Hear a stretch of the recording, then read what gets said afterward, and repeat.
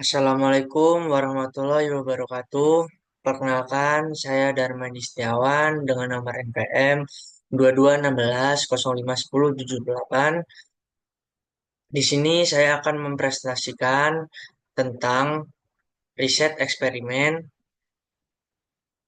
yang berjudul Pengaruh Paparan Aroma Parfum secara langsung dan rekomendasi influencer terhadap minat beli konsumen. Studi di Bandar Lampung.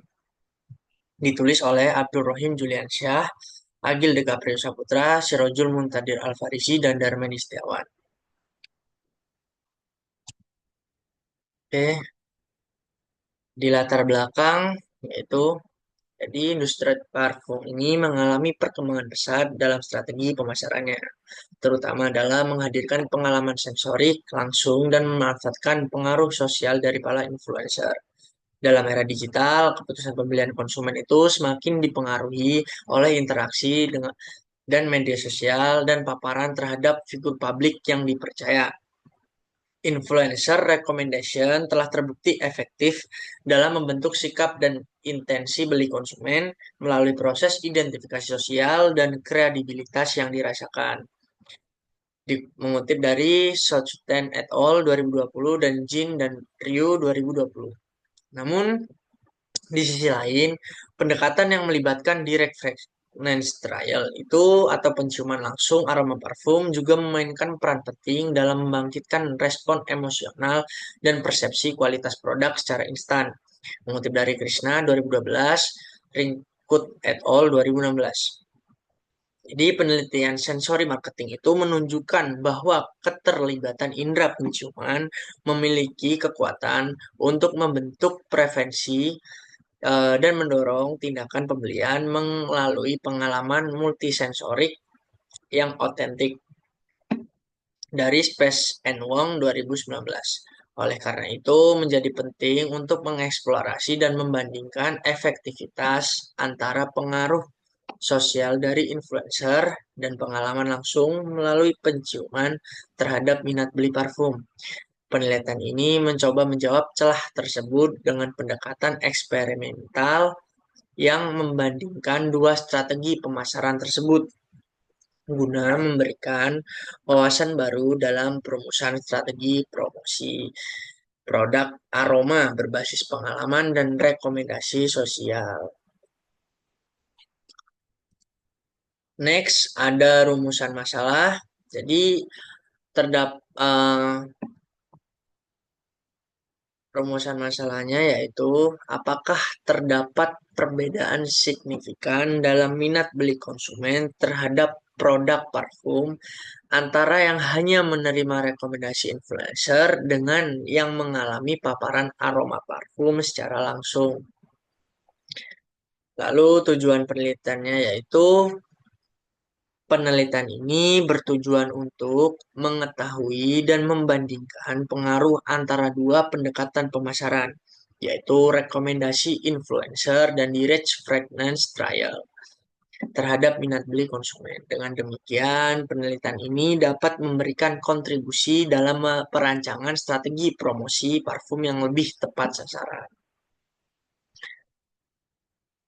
Lalu, adapun manfaat penelitian yang diharapkan memberikan manfaat sebagai berikut. Yang pertama yaitu manfaat teoritis. Jadi penelitian ini memberikan kontribusi dalam pengembangan kajian teoritis di bidang pemasaran, khususnya pada ranah perilaku konsumen. Jadi pemasaran sensorik dan influencer marketing itu merupakan hasil studi ini yang dapat menjadi referensi bagi penelitian selanjutnya dalam memahami bagaimana pendekatan berbasis pengalaman sensorik dan pengaruh sosial dapat mempengaruhi intensi pembelian konsumen.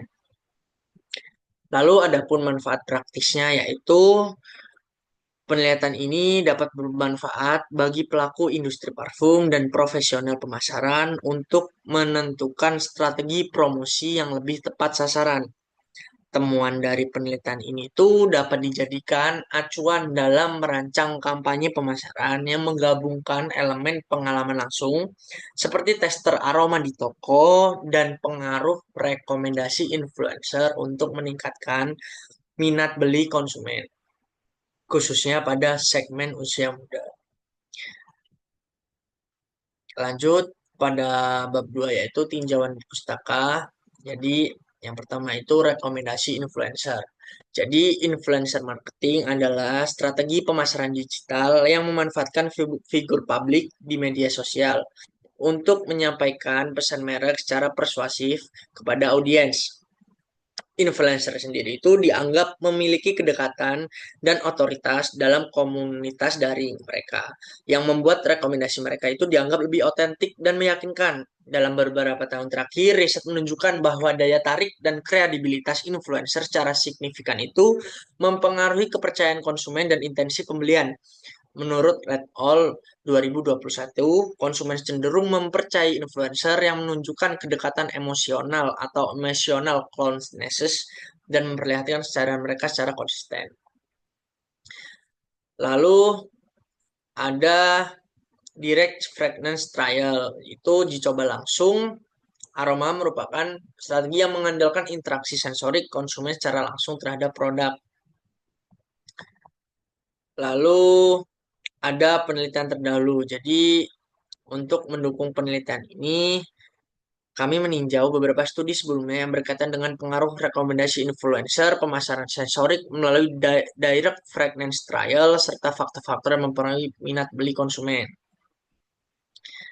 Yang pertama ada Jafarova dan Trofimenko 2019. Jadi dia meneliti bagaimana mikro influencer itu membentuk persepsi dan kepercayaan serta kredibilitas di Instagram yang berdampak pada intensi penilaian produk kecantikan. Perbedaannya dengan penelitian kami yaitu fokus pada persepsi audiens terhadap micro influencer, bukan perbandingan langsung dengan pengalaman sensorik seperti penelitian Jafarova dan Trifominko. Lalu ada lagi Kit All 2020. Jadi isinya yaitu mengkaji hubungan antara human brand attachment dengan influencer di media sosial terhadap hasil pemasaran. Perbedaannya apa? Jadi tidak membandingkan langsung dengan strategi sensorik seperti penciuman serta fokus pada konsep brand attachment. Next, kerangka teori. Jadi yang pertama itu pengaruh rekomendasi influencer X1 terhadap minat beli konsumen Y2. Yang kedua itu pengaruh direct fragrance trial terhadap minat beli konsumen. Dapat dilihat kerangka teorinya ada di gambar ini. Jadi lanjut kepada hipotesis. Hipotesis yang pertama yaitu H1A, rekomendasi influencer X1 berpengaruh signifikan terhadap minat beli konsumen. Y. H1B yaitu direct fragrance trial X2 berpengaruh signifikan terhadap minat beli konsumen. Variabel Y. Dan yang ketiga itu H1C terdapat perbedaan yang signifikan antara pengaruh rekomendasi influencer X1 dan direct fragrance trial X2 terhadap minat beli konsumen. Lalu yang keempat yaitu H0, jadi tidak terdapat perbedaan yang signifikan antara pengaruh rekomendasi influencer dan direct fragrance trial terhadap minat beli konsumen. Lanjut pada bab 3 yaitu metode penelitian. Jadi desain penelitian ini menggunakan pendekatan kuantitatif dengan desain eksperimen between subjects yang banyak diaplikasikan dalam studi pemasaran untuk menguji efek perlakuan yang berbeda terhadap variabel perilaku konsumen.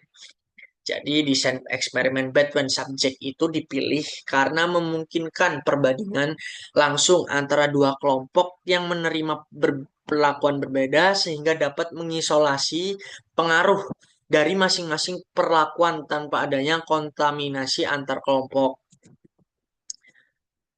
Lalu populasi dan sampel. Jadi populasi dalam penelitian ini itu terdiri dari konsumen muda yang berusia kisaran 18 hingga 30 tahun yang tinggal di wilayah perkotaan, khususnya Bandar Lampung. Nah, kelompok usia ini tuh dipilih karena mereka merupakan segmen konsumen yang aktif dalam penggunaan media sosial dan cenderung memiliki ketertarikan serta kecenderungan yang tinggi untuk mencoba produk baru, khususnya produk parfum. Sampel sendiri menggunakan teknik purposive sampling untuk memilih responden yang memenuhi kriteria, yaitu aktif di media sosial, belum pernah membeli produk parfum yang diuji, dan bersedia mengikuti proses eksperimen serta pengurusan kuesioner. Teknik purposive sampling ini efektif untuk memperoleh data yang valid dari populasi yang sesuai dengan fokus penelitian kita. Jadi berdasarkan pedoman dari Cohen 1992 dan rekomendasi dari penelitian eksperimen pemasaran terbaru Maxwell 2020 dan Lee et al. 2021, ukuran sampel minimal untuk setiap kelompok dalam desain eksperimen Bedouin subject adalah 30 peserta kelompok. Ukuran ini dianggap cukup untuk mencapai kekuatan statistik. Jadi dengan efek ukuran sedang, medium efek size, sehingga hasil penelitian dapat diinterpretasikan secara valid dan reliable. Oleh karena itu, peneliti akan melibatkan 60 peserta yang dibagi secara seimbang, yaitu 30 peserta kelompok direct fitness trial dan 30 peserta untuk kelompok influencer recommendation. Lanjut kepada variabel penelitian, yaitu variabel independen adalah jenis exposure pemasaran, uji coba wewangian langsung, rekomendasi influencer, dependennya itu minat beli, dorongan membeli, keinginan mencoba, kesiapan merekomendasikan. Tabel variabel indikator dan skala pengukuran dapat dilihat dari laporan dokumen yang telah kami kerjakan. Em, Lanjut ke instrumen dan dan skala pengukuran. Jadi kami menggunakan kuesioner tertutup dengan skala Likert 5 poin yang banyak dipilih dalam penelitian kuantitatif karena kemudahannya dalam mengukur sikap dan persepsi responden secara kuantitatif. Mengutip dari Joshi et al. 2015. Jadi skala minat beli diadaptasi dari Spers dan Sings 2004 yang telah banyak digunakan dan memiliki nilai reliabilitas tinggi. Cronbach Alpha lebih tinggi dari 0,80 sehingga dapat dipercaya untuk mengukur intensitas minat beli konsumen secara konsisten. Proses validasi instrumen itu dilakukan melalui expert judgment, yaitu penilaian oleh para ahli di bidang pemasaran untuk memastikan kesesuaian isi dengan konsep yang ditukar. Lalu untuk teknik analisis datanya menggunakan uji T, sampel independen untuk membandingkan minat beli antar kelompok. Lalu pemeriksaan prasyarat yaitu menggunakan uji normalitas dan homogenitas varian. Terima kasih, mungkin itu saja yang dapat saya sampaikan. Kurang lebihnya saya mohon maaf. Kepada Allah saya mohon ampun. Terima kasih. Wassalamualaikum warahmatullahi wabarakatuh.